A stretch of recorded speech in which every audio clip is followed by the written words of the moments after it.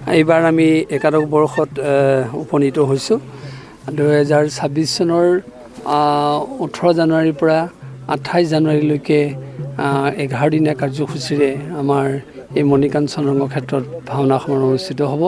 ইতিমধ্যে 23খন ভাওনা ইয়ালৈ অহাটো প্ৰায় খাটাং হৈছে আৰু তাৰ ভিতৰত প্ৰতিযোগিতাৰ নাট আছে 20খন আৰু 2খন প্ৰদৰ্শনী নাট আছে আৰু এখন মিচিং গাঁৱৰ ৰাইজৰ ভাওনা আছে।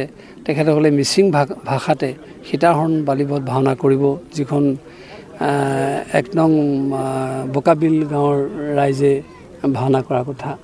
আৰু আমাৰ 500 সূত্ৰধাৰে সৈতে ভাওনা সমাৰোহ প্ৰথম দিনাৰ কাৰ্যসূচীত শুভাৰম্ভ হ'ব আৰু আইসকলৰ কাৰ্যসূচী আছে, দিহানামকে ধৰি শিশুসকলৰ কাৰ্যসূচী আছে আৰু বিভিন্ন তেনেকুৱা বৰ্ণাঢ্য অনুষ্ঠান অনুষ্ঠিত হ'ব। আৰু আমাৰ এইবাৰ অংকীয়া ভাওনাৰ বজাবলী নাটৰ এটি সংকলন আমি প্ৰকাশ কৰাৰ দিহা কৰিছোঁ। কমেও 62খন নাট একেলগে এইবাৰ প্ৰকাশ হ'ব।